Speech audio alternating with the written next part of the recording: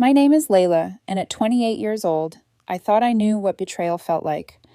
Growing up as the responsible child who worked 2 jobs through college while my younger brother, James, got everything handed to him taught me plenty about unfairness. But nothing prepared me for that night when I overheard my father tell my brother, "Do not worry, we will make your sister pay for everything." Their plan shattered my world, but what they did not know was that I would not let them take a single penny from me. Before I dive into this heartbreaking story, let me know where you are watching from in the comments. Hit that like button and subscribe if you have ever felt betrayed by the people who should have protected you the most. I grew up in a middle-class suburban neighborhood in Pennsylvania. My father worked as an accountant at a local firm, and my mother was a sales associate at a department store in the mall. From the outside, we looked like the perfect American family with our modest 2-story home, well-maintained lawn, and annual summer vacations to the beach. But inside those 4 walls, a different reality existed. As the firstborn, I was always held to impossibly high standards. My parents expected straight A's, perfect behavior, and mature responsibility from the moment I could understand instructions.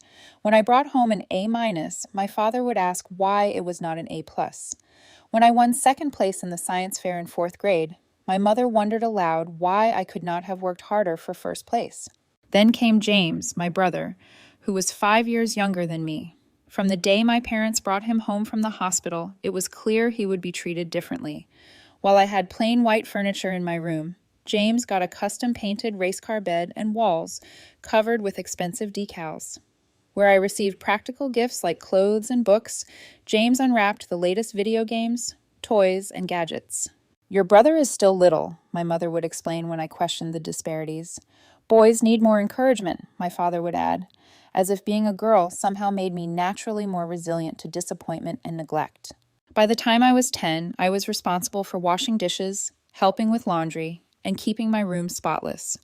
James, meanwhile, left trails of toys and snack wrappers throughout the house without consequence. "Just pick up after him," my mother would sigh when I complained. "He is just being a boy." When I turned 12, babysitting duties were added to my list of responsibilities. I became the unpaid caretaker whenever my parents went out for dinner or to see friends. "You are so mature for your age," they would say, as if it were a compliment rather than an expectation they had forced upon me. The Christmas I was 14 stood out in my memory as particularly painful. I had been asking for a laptop for school for months, researching affordable options, and explaining how it would help me with my assignments. On Christmas morning, I unwrapped a secondhand laptop that barely functioned. 2 hours later, James tore open the packaging of a brand new gaming computer that cost 3 times as much as what I had asked for. "Your brother needs it for his games," my father explained when he saw my expression. "And you know those games help with hand-eye coordination and problem solving." What about my education? What about my needs? These questions remained unasked because I already knew the answers.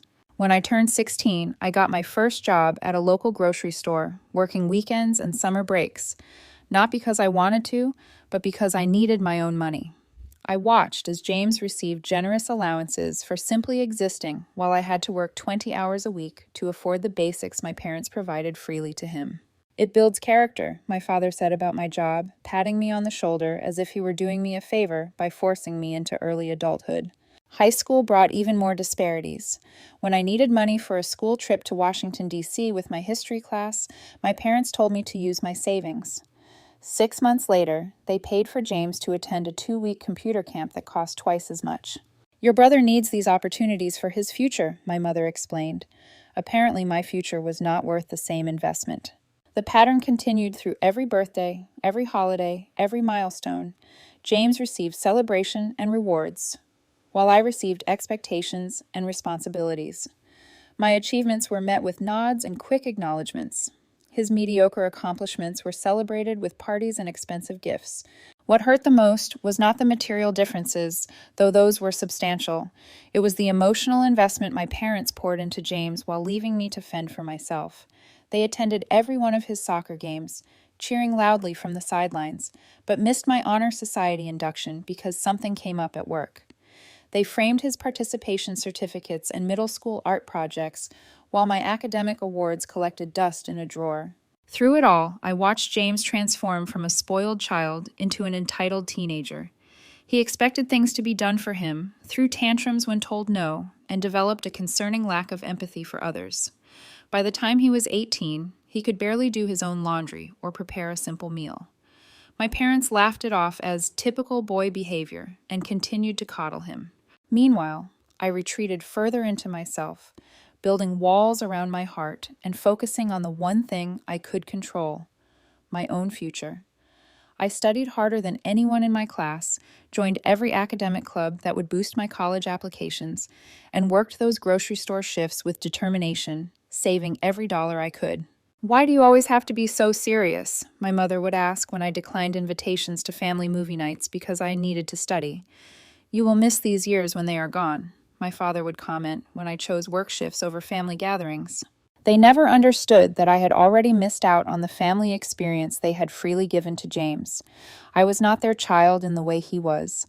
I was their responsibility, their helper, their backup plan, never their priority. By the time I graduated high school as valedictorian, I had already accepted that my success would always be viewed as expected rather than exceptional. As I stood at the podium delivering my speech about perseverance and hard work, I looked out at my family in the audience. My parents were there, of course, but I caught them nudging James to pay attention rather than watching me with pride. That night, as relatives and neighbors congratulated me, I made a silent promise to myself. I would build a life so successful, so undeniably impressive that even my parents would have to acknowledge my worth. Not because I still craved their approval, but because I needed to prove to myself that I was not the afterthought they had made me feel like for 18 years. Little did I know that this decision would eventually lead me to the most painful betrayal of all, and ultimately to my freedom.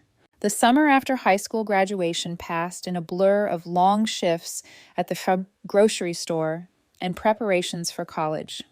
I had been accepted to a respected state university with a partial academic scholarship that covered about 40% of my tuition. It was a proud achievement, but one that still left a significant financial gap to fill. "We need to talk about college," my father said one evening in July, calling me into his home office. My mother sat beside him, her expression carefully neutral. I had always known this conversation was coming. For years, my parents had made vague references to helping with my education, but sitting across from them that evening, I watched as they exchanged glances before my father cleared his throat. "We have reviewed our finances," he began, shuffling papers on his desk. "We have determined that we cannot contribute to your college expenses." The words hit me like a physical blow, though I had half expected them. What came next hurt even more. "We need to save for James's education," my mother added softly. "You know how prestigious those computer science programs are. They cost a fortune." James was still 3 years away from college, yet his education was already taking priority over mine. "I understand," I said, because what else could I say? Arguing would change nothing. Crying would only give them the satisfaction of seeing me break. Instead, I asked practical questions about financial aid forms and student loans, taking notes as if this were a business meeting rather than another parental betrayal. That night, I revised my budget spreadsheet and applied for every additional scholarship I could find. I also applied to 3 more part-time jobs near campus, knowing I would need to work at least 20 hours weekly to afford books, housing, and the portion of tuition my scholarship did not cover. By September, I had secured 2 jobs, one at the university library, working 15 hours per week, and another at a coffee shop near campus for weekends. Between classes, work, and studying, I averaged about 5 hours of sleep per night that first semester. My tiny dorm room became my sanctuary, the first space that was truly mine. I decorated it minimally with secondhand finds and focused on creating a peaceful environment for the little time I actually spent there. My roommate Alyssa quickly became a friend, often expressing concern about my punishing schedule. "You cannot keep this up for 4 years, she warned me one night when she found me studying at 3 o'clock in the morning after closing shift at the coffee shop. "Watch me," I replied, not looking up from my textbook. The exhaustion was real. There were mornings I could barely drag myself out of bed. Nights I fell asleep with my face pressed against my laptop keyboard. I caught every cold that circulated through the dorms that first winter, my immune system weakened by stress and lack of sleep. But I never missed a class, never turned in an assignment late, never failed an exam, and most importantly, never asked my parents for a single dollar. They called occasionally, brief conversations that focused mostly on James's latest achievements. He had made the varsity soccer team. He had been selected for an advanced computer science program. He needed a new laptop for school projects. "We just bought him the newest MacBook Pro," my mother shared during one call.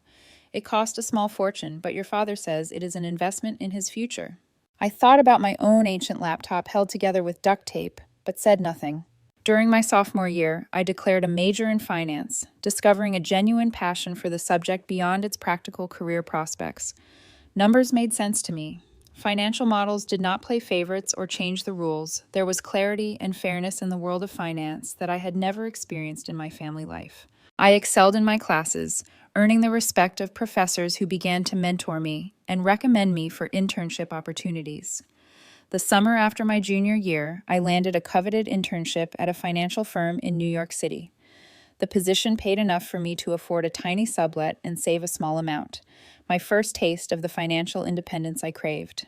That internship changed everything. My performance impressed the senior management enough that they offered me a full-time position upon graduation, with a starting salary that seemed astronomical to someone who had been counting pennies for years. When I called my parents to share the news, their response was predictably underwhelming. "That sounds nice, honey," my mother said. "Oh, before I forget, James got accepted to that computer science summer program at MIT. We are so proud of him."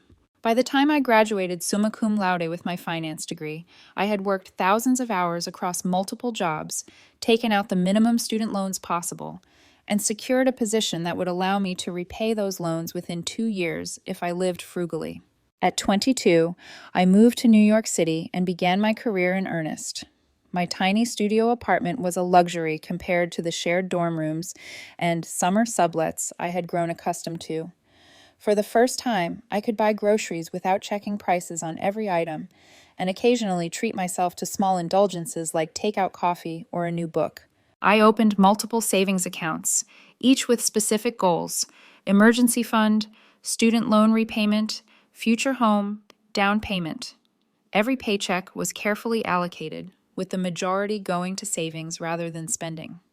The habits of frugality formed during college were not easily broken, even as my income grew. My hard work at the financial firm paid off quickly. I volunteered for challenging projects, worked longer hours than required, and consistently exceeded performance metrics. My first promotion came after 18 months, followed by another a year later. Each step up the corporate ladder meant increased responsibility, but also increased compensation and benefits. By 26, I had repaid my student loans in full, built a 6-month emergency fund, and begun investing aggressively for retirement. At 27, I had saved enough for a down payment on a small but well-located 1-bedroom condo in Brooklyn. The day I signed those mortgage papers was perhaps the proudest moment of my life. I had a home that was truly mine, purchased with money I had earned through years of sacrifice and determination. Throughout these years, my relationship with my family remained distant but cordial. I called on birthdays and major holidays. I sent appropriate gifts for Christmas and anniversaries. I visited Pennsylvania once or twice a year for brief, often awkward visits, where the conversation revolved around James and his pursuits. James had eventually gone to college, though not the prestigious computer science program my parents had anticipated. After mediocre high school grades, he had settled for the same state university I had attended, though with the full financial support of my parents.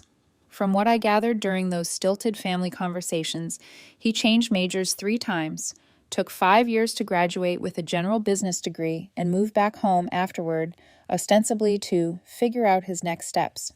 At 28, I had built the independent life I had promised myself as a teenager. I had financial security, career success, a home of my own, and a small but loyal circle of friends who had become my chosen family.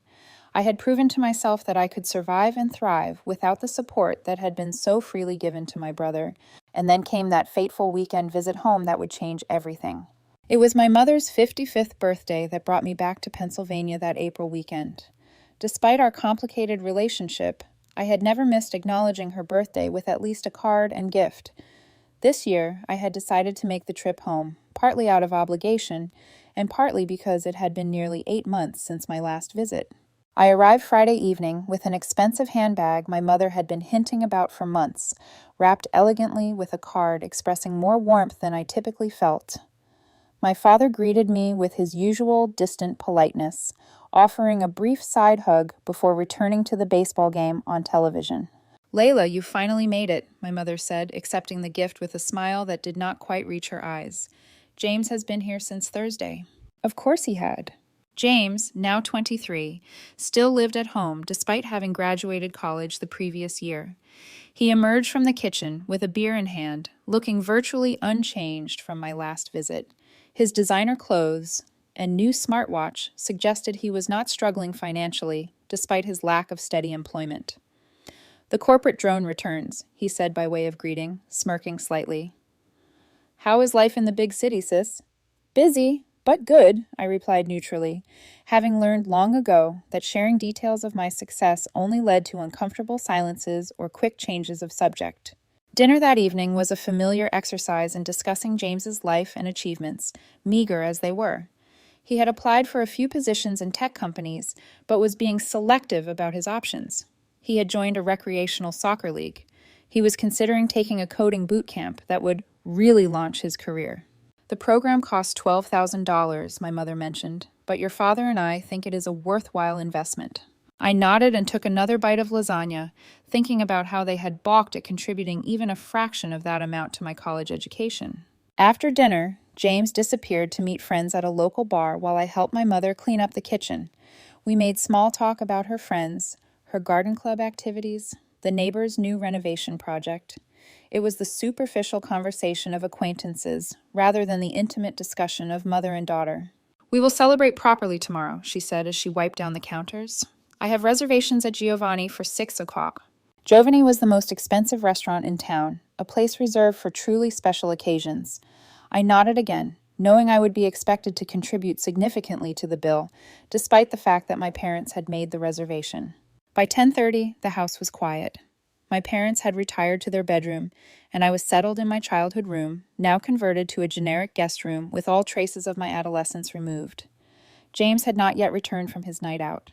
Unable to sleep in the unfamiliar bed, I decided to go downstairs for a glass of water. The house was dark as I quietly made my way down the stairs, careful to avoid the third step that had always creaked.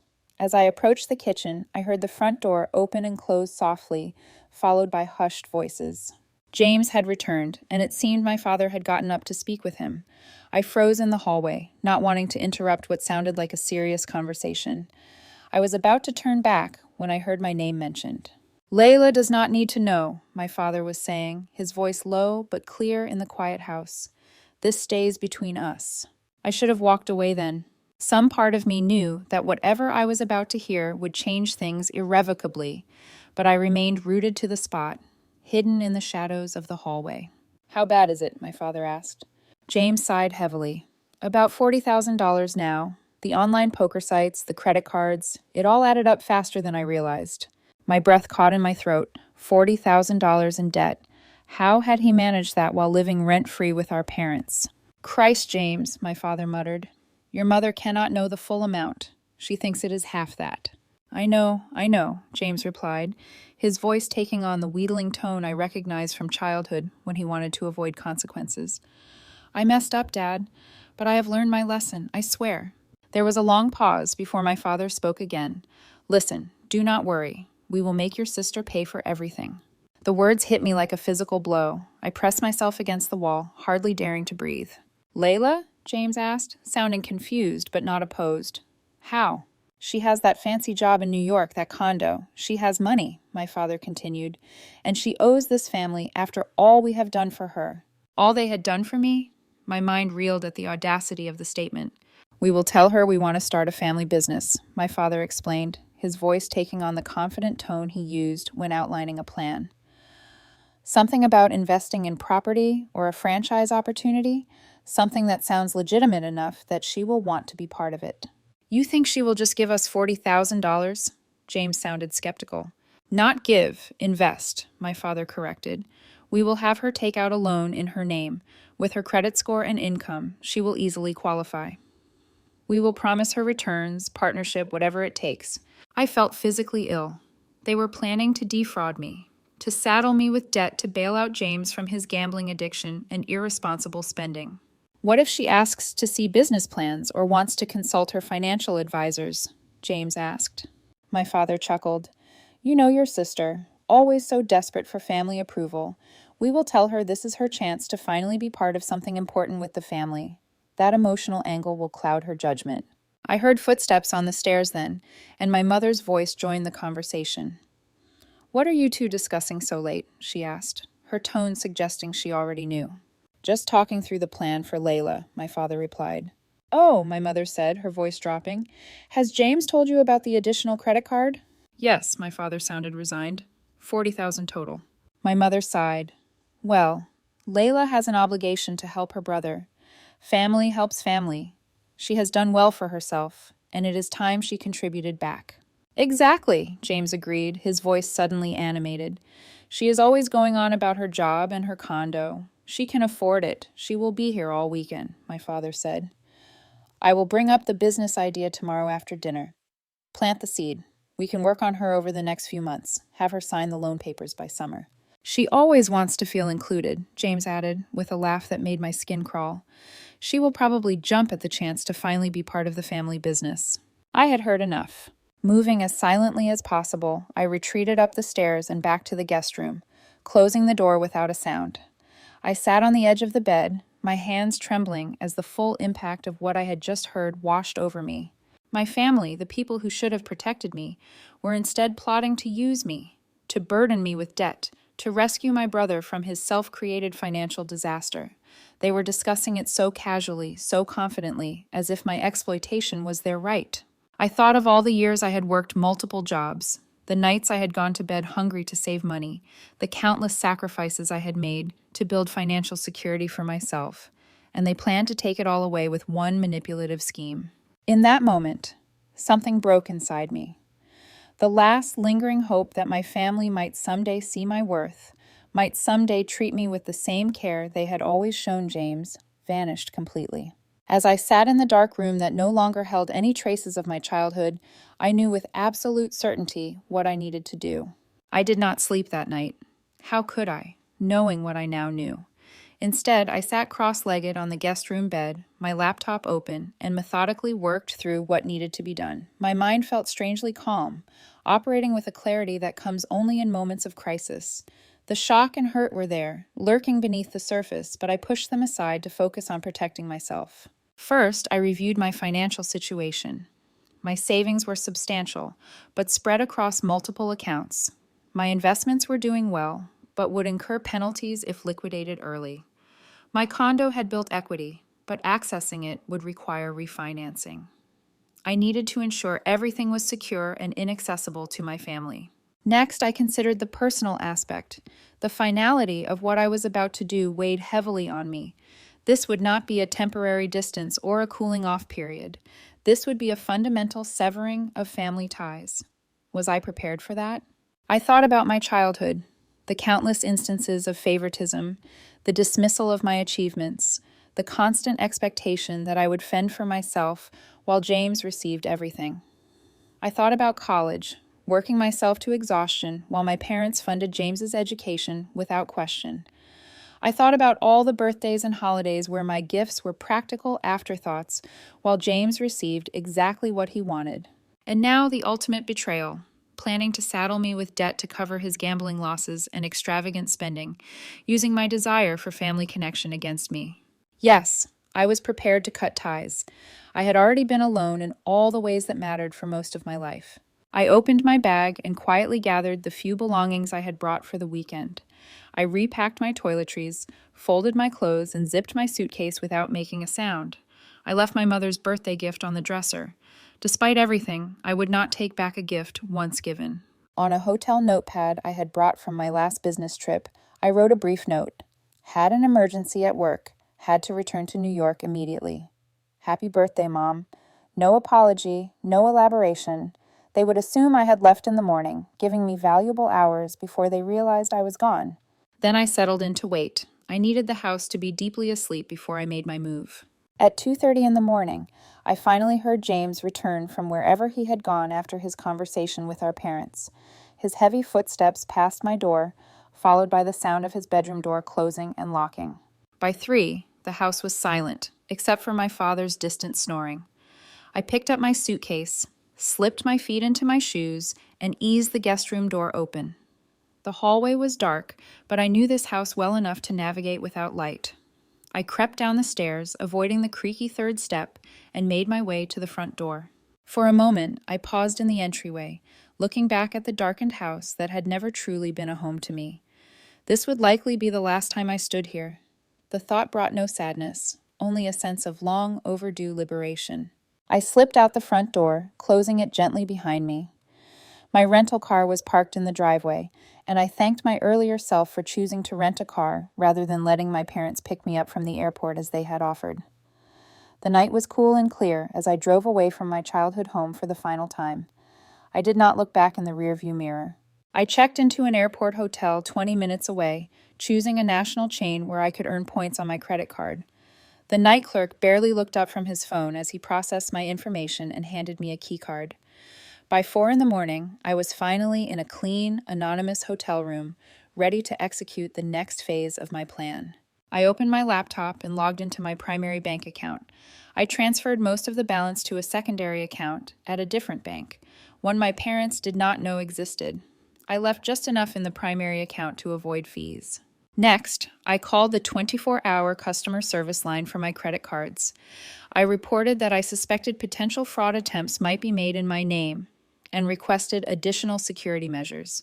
For my main card, I requested a complete freeze on new charges until further notice, claiming I had lost my wallet. This would result in a replacement card being sent to my New York address, making my current card unusable. I emailed my financial advisor requesting an urgent video call the following day to review my entire portfolio and increase security measures on all accounts. I was vague about the reasons but emphasized the urgency. Then I composed an email to my boss explaining that I needed to take Monday and possibly Tuesday as emergency personal days. I had ample vacation time saved, and my team could handle my projects for a few days. Finally, I searched for an attorney in New York who specialized in financial security and identity protection. I found a highly rated firm that offered weekend consultations and sent a detailed inquiry through their website. By the time I finished, morning light was filtering through the hotel curtains. I was exhausted, but still too wired to sleep. I ordered room service breakfast and sat by the window, watching the sunrise as I contemplated the new reality I had created overnight. My phone began buzzing around 9. First a text from my mother asking where I had gone, then another more concerned, then calls, first from her, then from my father. I silenced the notifications without reading or listening to their messages. Around 11 Hontuak, I checked out of the hotel and headed to the airport. I had changed my flight to the earliest available, paying the change fee without hesitation.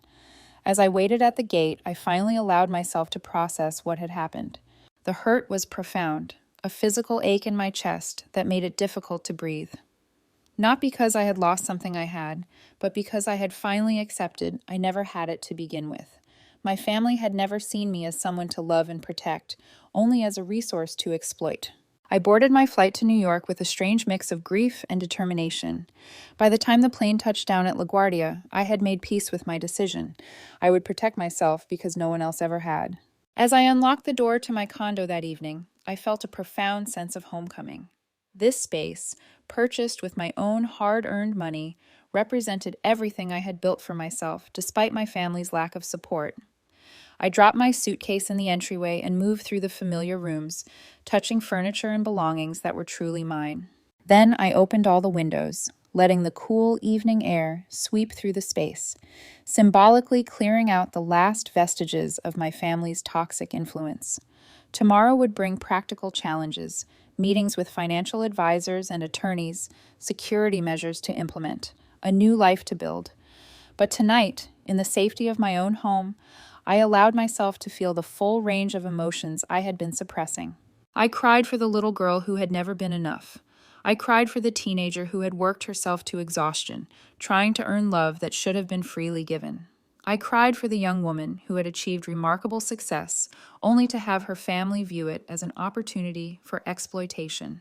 And then, as the tears subsided, I felt something unexpected: relief. The constant effort of seeking approval from people incapable of giving it had been exhausting. Now that I knew the truth beyond any doubt, I could finally stop trying. That night, I slept more soundly than I had in years, my subconscious recognizing before my waking mind that I had finally freed myself from a lifetime of emotional debt. Sunday morning brought 27 missed calls and 43 text messages from my family. I scrolled through them without reading, then deleted the entire conversation thread. I needed clarity and distance to execute my plan, and their words would only cloud my judgment with emotion. My father had also sent 3 emails, the subject lines growing increasingly urgent. Where are you then? Family emergency. Discussion needed. Call home immediately. I deleted those too. By noon, I had spoken with my financial advisor, who was alarmed by my situation and immediately recommended additional security measures for all my accounts.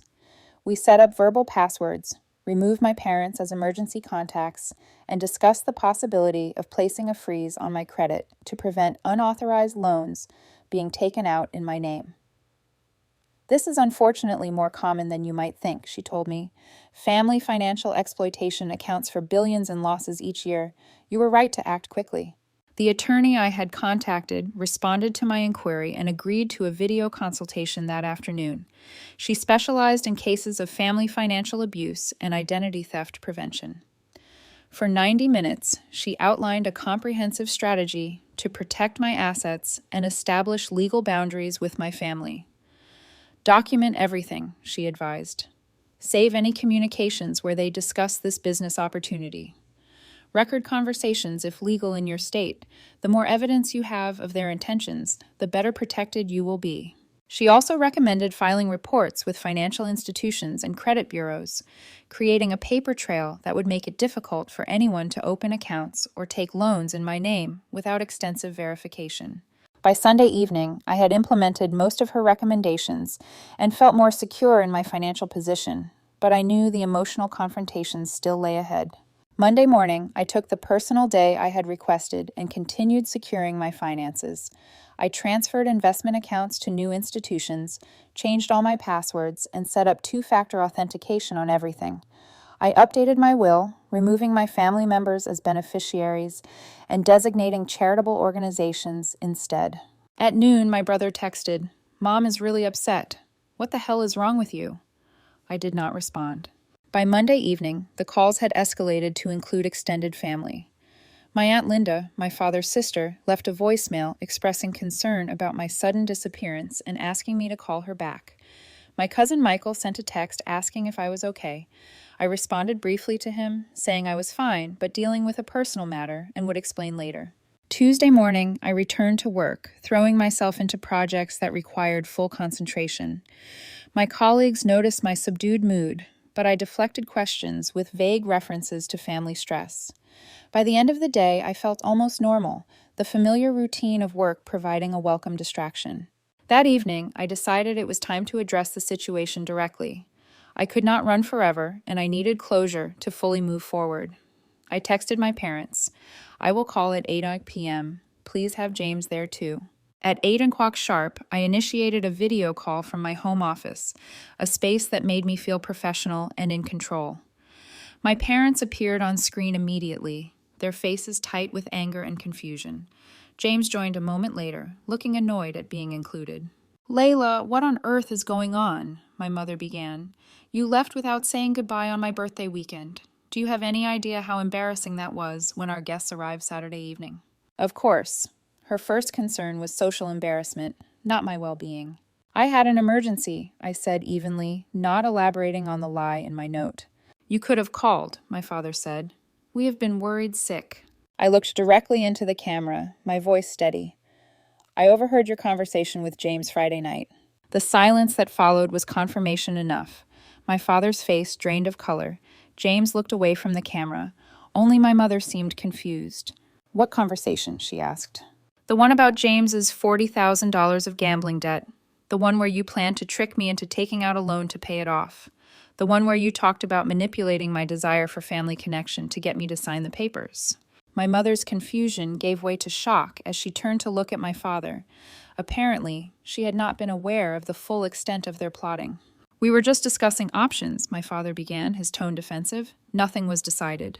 You said, and I quote, "Do not worry, we will make your sister pay for everything," I countered. You called me a corporate drone with money to spare. You talked about me like I was an ATM, not your daughter. James finally spoke up. You were eavesdropping on a private conversation. Real mature, sis. Interesting that your concern is my overhearing your plan rather than the fact that you were planning to defraud me, I replied coldly. No one was going to defraud you, my father insisted. We were going to propose a family business opportunity, something that would benefit everyone. Stop lying, I said. I heard everything. I know about the gambling debts, the credit cards, the plan to have me take out a loan in my name. I know you intended to manipulate me by using my desire for family approval against me. My mother began to cry.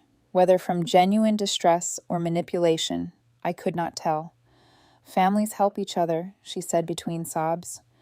James made some mistakes, but he is still your brother. When has this family ever helped me? I asked. When I needed help with college, you told me to take out loans and work jobs. When I needed emotional support, you were too busy cheering for James. When I achieved success despite your lack of support, you saw it as an opportunity to exploit me. My father's expression hardened. You have always been selfish, Layla, always thinking about yourself instead of the family. I laughed without humor. That is rich coming from you. Let me make something perfectly clear. I will never give James a penny of my money. I will never co-sign a loan, invest in a fake family business, or financially entangle myself with any of you in any way. You ungrateful little, my father began, but I cut him off. I have secured all my accounts. I have consulted with attorneys. I have documented this conversation. If you attempt to access my finances or use my identity in any way, I will press charges without hesitation. James scoffed, always so dramatic. I am not being dramatic. I am protecting myself from the people who should have protected me, but instead saw me as a resource to exploit. What will people think when they hear how you have abandoned your family? My mother asked, her voice rising. What will we tell everyone? Tell them whatever you want, I replied. But know that if you spread lies about me, I will tell the truth about you, all of it. The lifelong favoritism, the financial neglect, and now this attempt to saddle me with debt to cover James's gambling addiction. You would not dare, my father said. Try me, I challenged. I have nothing to lose. You made sure of that by never giving me the family support I deserved. The call descended into chaos then, James cursing, my father threatening, and my mother crying louder. I remained calm, watching their reactions with a detachment that surprised even me. This conversation is over, I said finally. Do not contact me again unless you are ready to apologize and accept that I will never provide financial assistance to any of you. I ended the call before they could respond, then sat in silence, processing what had just happened. I had said my piece. I had established boundaries. I had stood up for myself, perhaps for the first time in my life. My phone immediately began buzzing with calls and texts, but I ignored them all. Instead, I opened my laptop and wrote a detailed account of the conversation while it was fresh in my memory, saving it to the folder of documentation my attorney had advised me to maintain. Then I blocked my family's numbers and email addresses. It was a temporary measure, giving me space to breathe and think without their constant attempts to manipulate me. I could always unblock them later if circumstances changed. That night, I slept fitfully, my dreams filled with arguments and accusations. But when I woke the next morning, I felt stronger, more centered. The confrontation had been necessary, a lance to drain a festering wound that had been poisoning me for years. I was ready to begin healing. Within days of our confrontation, the fallout began. My father's sister, Aunt Linda, called to tell me how disappointed she was in my selfish behavior. My mother's brother wanted to know why I was abandoning the family during a difficult time. Cousins I had barely spoken to in years suddenly had strong opinions about my character and choices. It became clear that my parents had wasted no time spreading their version of events. Ungrateful daughter refuses to help brother in need, then cuts off all contact with loving family who had given her everything. At first, I attempted to explain my side briefly, but the responses made it clear that minds were already made up.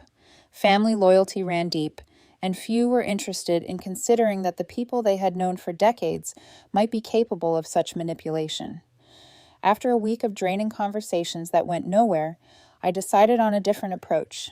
I drafted a detailed email laying out the facts of my childhood, my self-funded education, and the conversation I had overheard. I did not embellish or exaggerate.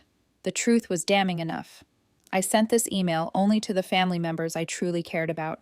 My grandmother Rose, who had always shown me kindness, my cousin Rachel, who had been something of a friend during childhood summers, and my uncle David, my mother's younger brother, who had occasionally noticed and commented on the disparity in how my brother and I were treated.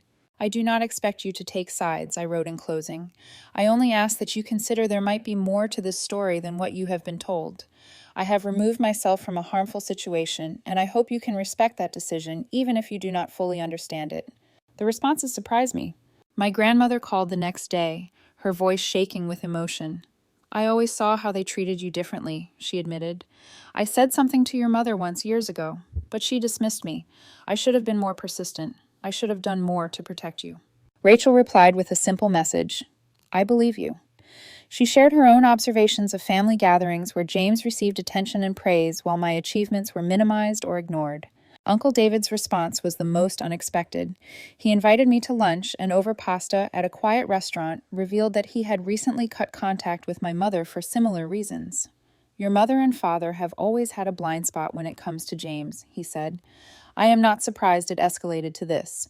You did the right thing, protecting yourself.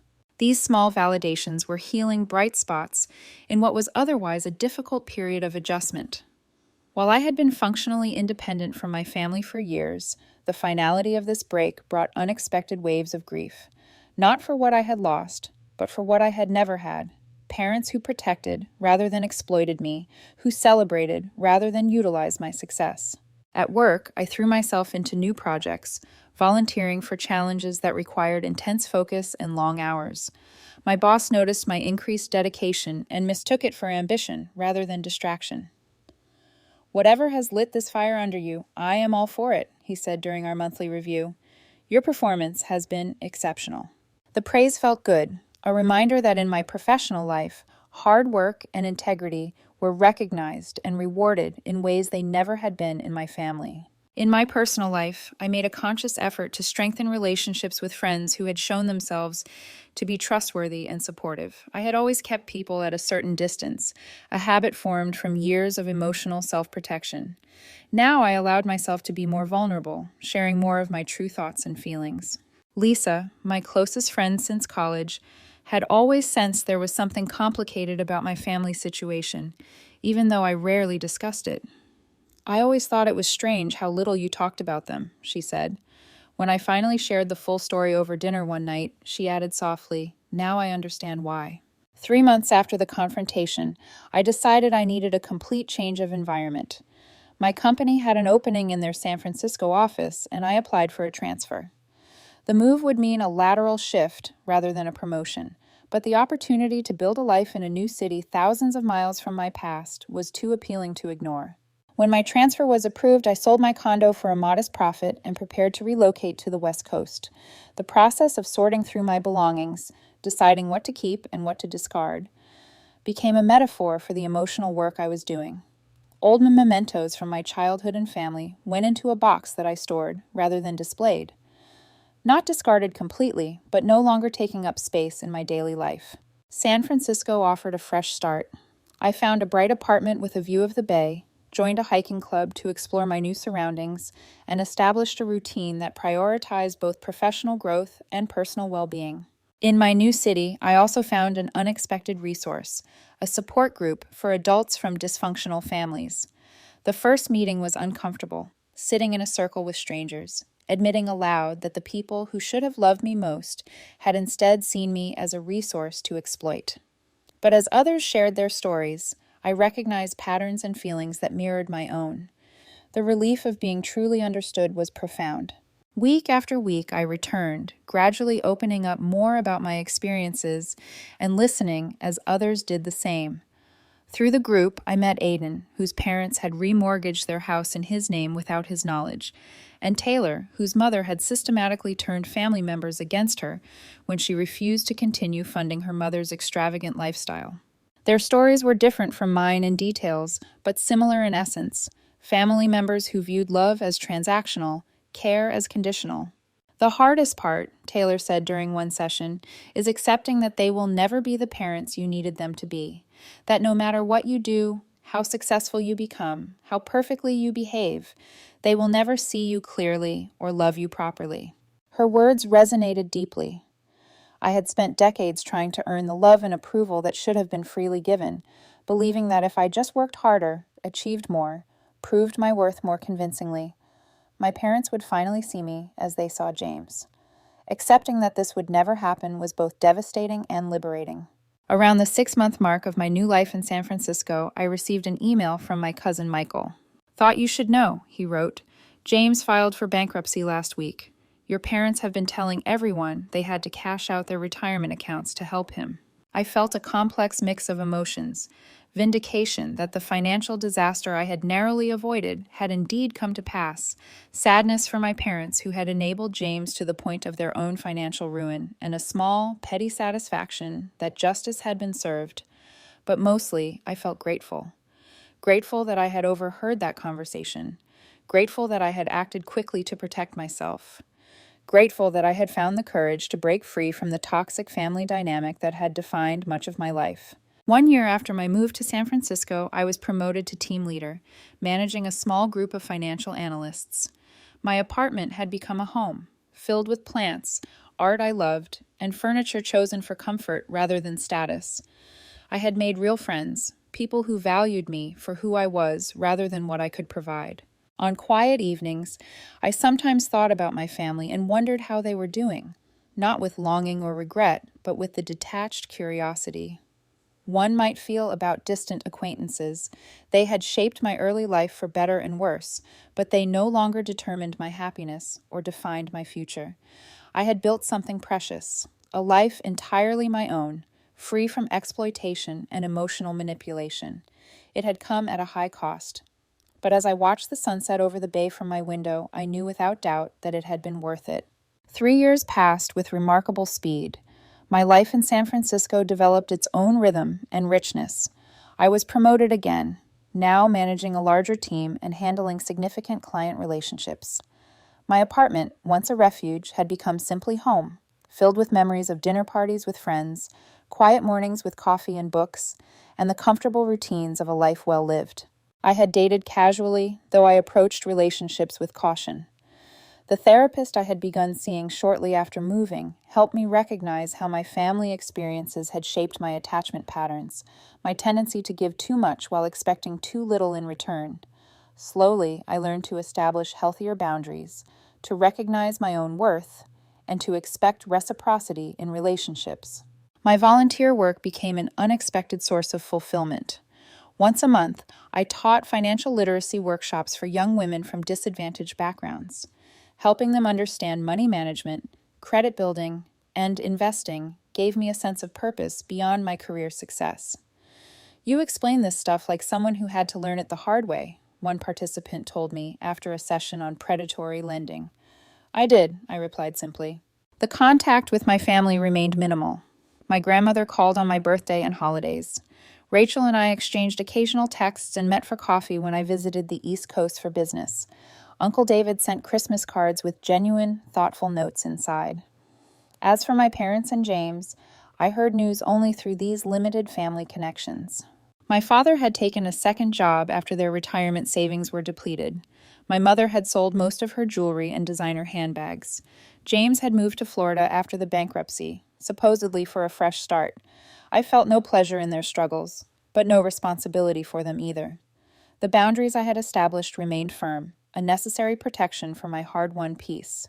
And then, on an ordinary Tuesday morning, an email appeared in my personal account that stopped me mid-sip of coffee. From James Wilson. Subject: long overdue. The sender was my brother. I had not blocked his new email address when he changed it after moving. For several minutes, I simply stared at the notification, debating whether to delete it unread or satisfy my curiosity. Finally, I clicked. "Layla, I know you probably have no reason or desire to hear from me. I would not blame you for deleting this without reading, but I hope you will give me 5 minutes of your time. I have been in therapy for the past year, dealing with my gambling addiction and the financial disaster I created. Part of my recovery process is making amends to people I have harmed. You are at the top of that list. What I tried to do to you was inexcusable. There is no justification for attempting to burden you with my debts or for the years of favoritism that preceded that betrayal. I was spoiled, entitled, and completely oblivious to my own privilege within our family dynamic. Since the bankruptcy, I have had to support myself for the first time. I work 2 jobs now, live in a tiny apartment with roommates, and am slowly rebuilding my credit 1 payment at a time. In other words, I am finally living the reality you dealt with your entire life. I do not expect forgiveness. I do not expect a relationship. I simply wanted you to know that I recognize the harm I participated in, and I am genuinely sorry. James. I read the email 3 times, searching for manipulative undertones or hidden agendas. Finding none, I closed my laptop without responding and went to work, turning the message over in my mind throughout the day. That evening, I called my therapist for an emergency session. "What do you want to do?" she asked after I read her the email. "I do not know," I admitted. "Part of me thinks responding in any way reopens a door I closed for good reason." "And the other part?" she prompted. The other part wondered if people can truly change. If the brother who was willing to defraud me could become someone capable of genuine remorse. "Those are both valid perspectives," she said. "There is no right answer here, only what feels right to you, and you do not have to decide immediately." I took her advice and gave myself time to process. For 2 weeks, I sat with the email, discussing it in therapy and with close friends whose judgment I trusted. In the end, I composed a brief reply. "James, thank you for your email. I appreciate the apology and am glad to hear you are working on yourself. I need time to consider what, if any, relationship I might want to have with you in the future. Please respect that boundary. Layla." His response came within hours. "I completely understand. Take all the time you need. I am grateful you responded at all." 3 months later, after further consideration and therapy sessions, I agreed to a video call. The conversation was awkward, but surprisingly civil. James looked different. The designer clothes and confident smirk replaced by a simple t-shirt and a more thoughtful expression. He told me about his recovery program, his modest job at a local tech company, and his struggle to establish financial independence. I shared limited information about my life in San Francisco, my career, my volunteer work. We did not discuss our parents much, though he mentioned they were still struggling financially and emotionally with the consequences of their choices. "They still do not fully understand what they did wrong," he admitted. "They see themselves as victims of circumstance rather than creators of their own problems." I nodded, unsurprised.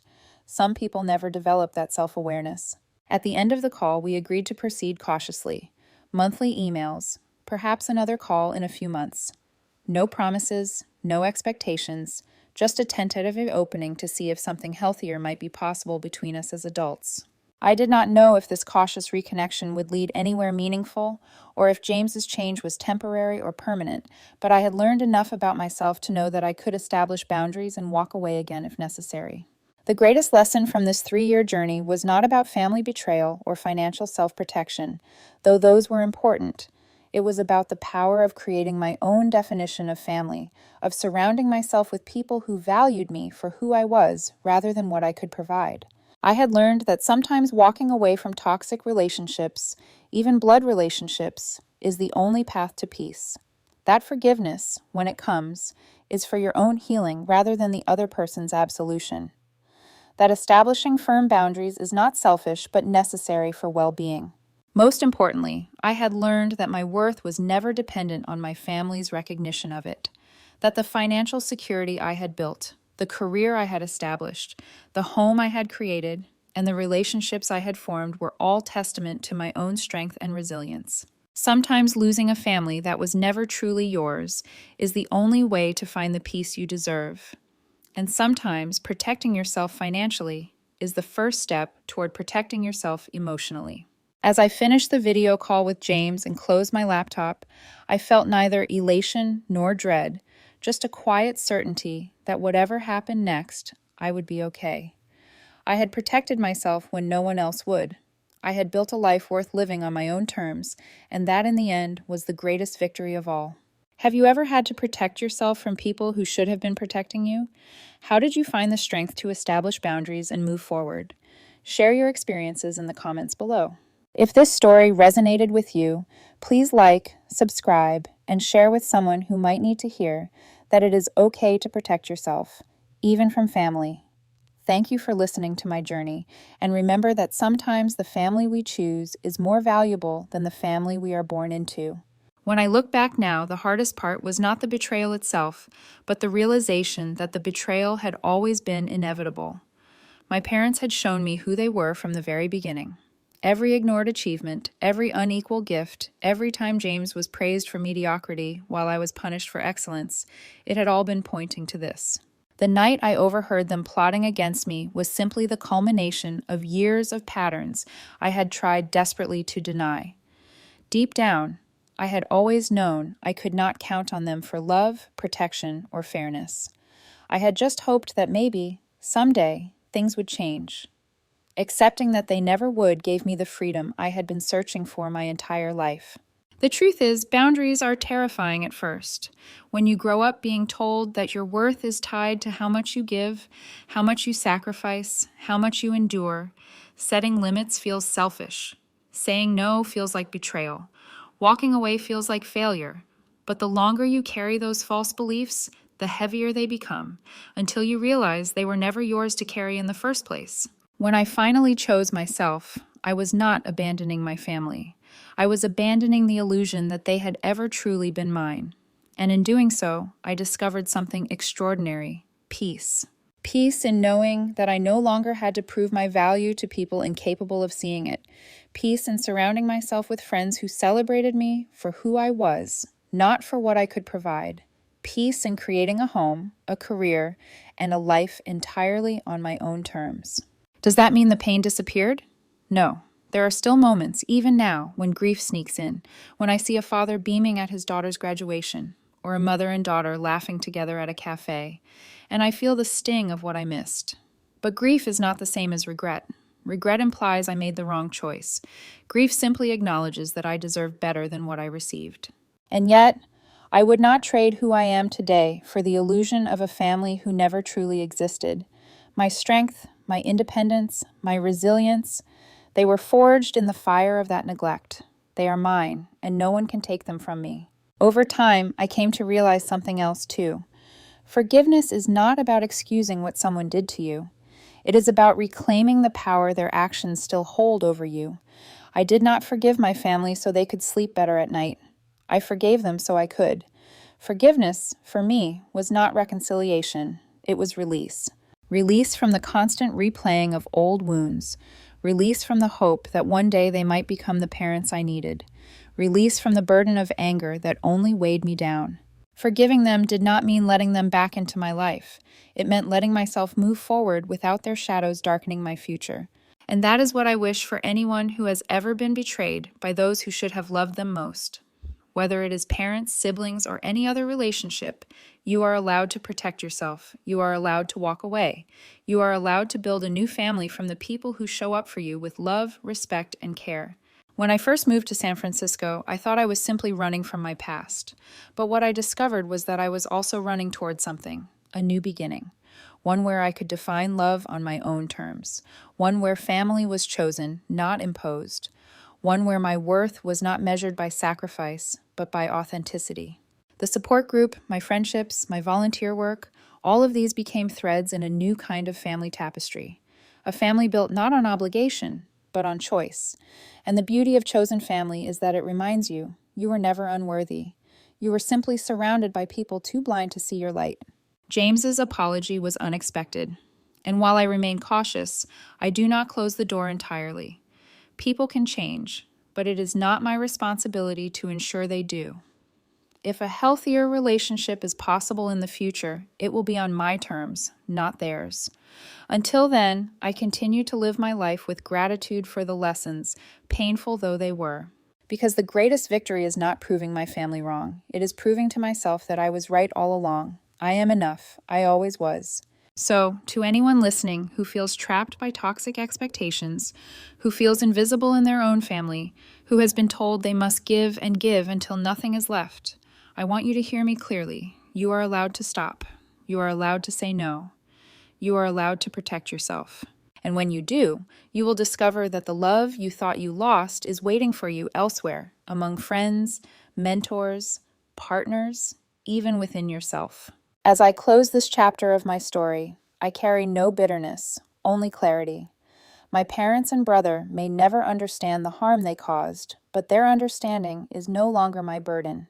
My life is not a stage for their approval. It is a canvas for my own creation. I built it with determination.